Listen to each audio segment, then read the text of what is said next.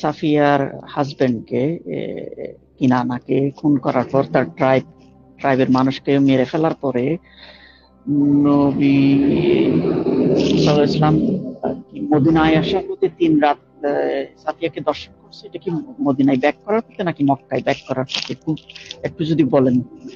রাস্তায় রাস্তায় ভাই, রাস্তায় যখন যুদ্ধের সময় সাফিয়ার পিরিয়ড চলছিল, পিরিয়ডটা যখন শেষ হয় তখন নবীজি তাকে বিছানায় তুলে ফেলছেন। এটা নিয়ে কি সংশয়.com-এ কোনো টপিক আছে?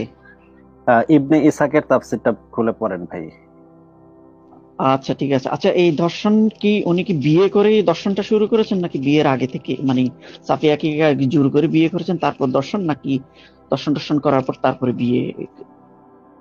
ভাই এই বিষয়ে তো আগেও বহুবার বলা হয়েছে। এইখানে যে ব্যাপারটা হয়েছে সেটা হচ্ছে তার স্বামীকে, ওই ইবনে ইসাকের তাফসীরটা পড়লে আপনি পুরাটা পেয়ে যাবেন। তার সাথে যে বিয়ে হয়েছে এরকম কোনো এভিডেন্স নাই।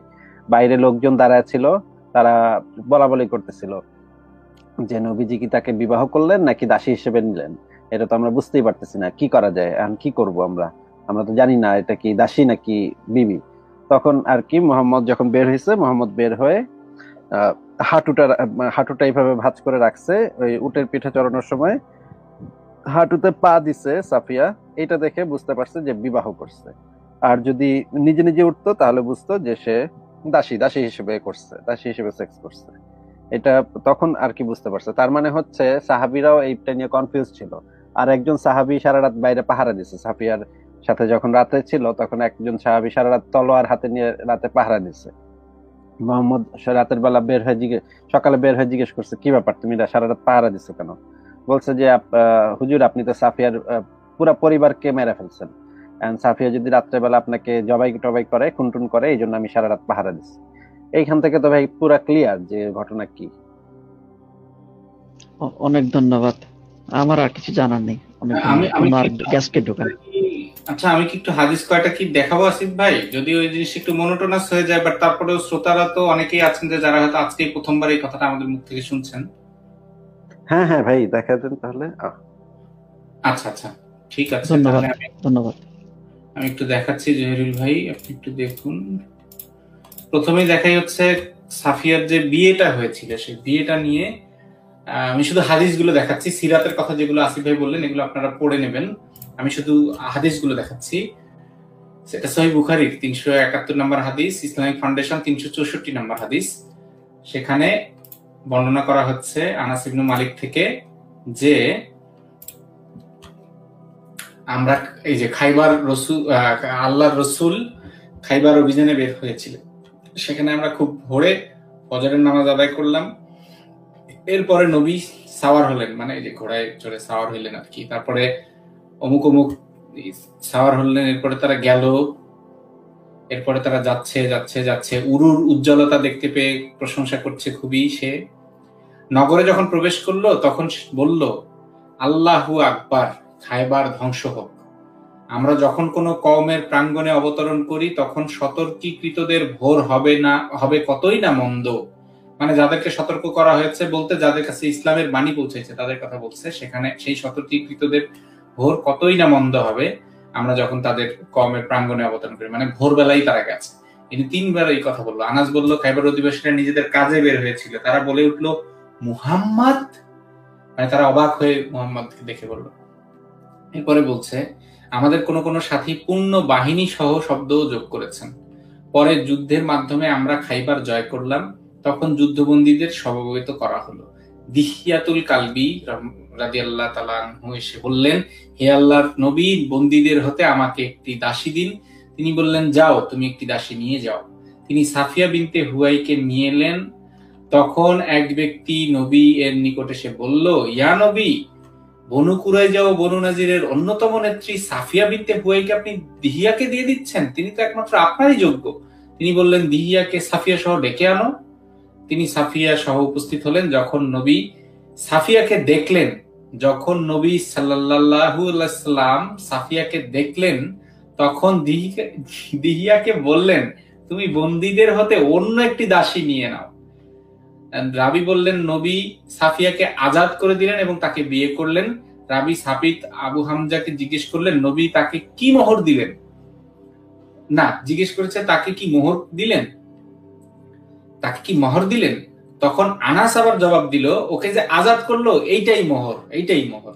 এর বিনিময়ে তিনি বিয়ে করছে। মানে কার থেকে আজাদ করলো? নিজের থেকে। নিজের থেকে আজাদ করে নিজেই বিয়ে করলো। সেই নিজের থেকে যে নিজে ওই তাকে আজাদ করে দিল, মানে ধরেন আমি জহিরুল ভাইকে বন্দি করেছি, আবার জহিরুল ভাইকে আমার কাছ থেকেই আমি নিজে তাকে মুক্তি করাইলাম নিজে থেকেই, এবং বললাম যে এই যে তোমার হয়ে আমি 1 লাখ টাকা পে করে দিছি। তখন যখন জিজ্ঞেস করেন কই কেমনে কি পে করলেন, বলে এই যে আমার থেকে আপনাকে মুক্তি করে দিলাম না, তো আমি তো 1 লাখ টাকা নিতাম, আমি যদি নিজে মুক্তি না করে অন্য কেউ মুক্তি করাইতো আপনাকে, সেরকম আর কি। অনেকটা নিজের থেকেই মুক্তি করে দিল, এবং এই নিজের থেকে আজাদ করাটাই ছিল তার আবার মহারানা। এরপরে হচ্ছে তারপরে বাসর রাত যাপন করা হ্যান আছে। আমরা একটু পরের দেখি, পরের হাদিসটা দেখি।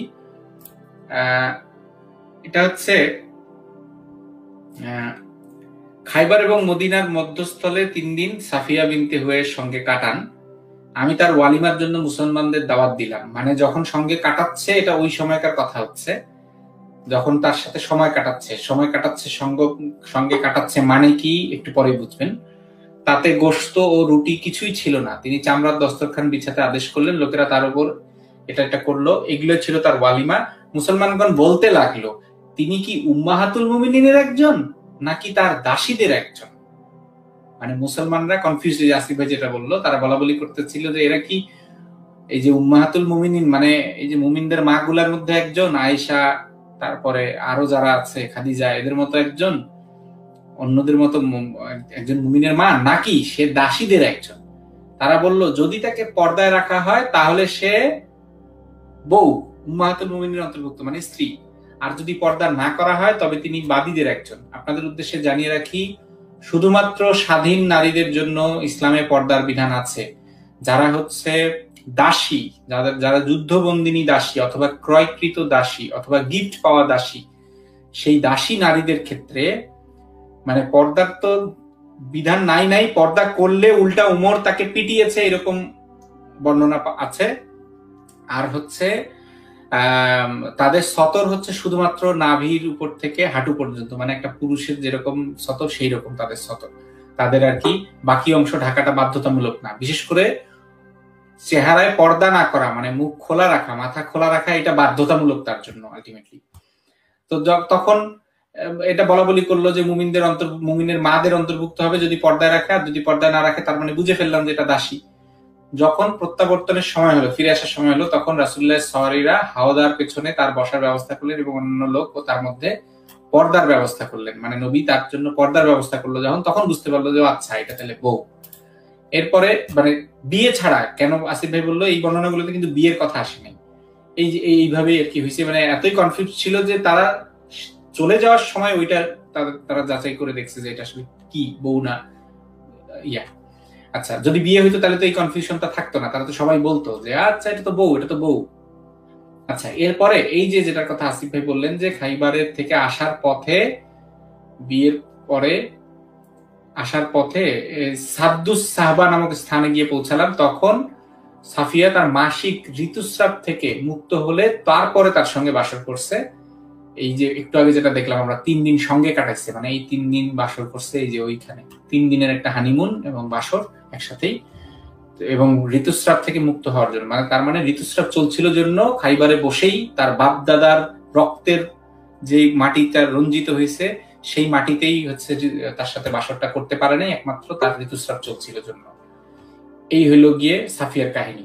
অনেকের কাছে, অনেকে এই রেফারেন্স গুলো বহুবার দেখেছেন, তাদের কাছে একটু বিরক্তিকর মনে হতে পারে, কিন্তু তারপরেও দেখিয়ে নিলাম, কারণ অনেকেই আজকে হয়তো প্রথমবারের মতো এই জিনিসগুলো দেখছেন।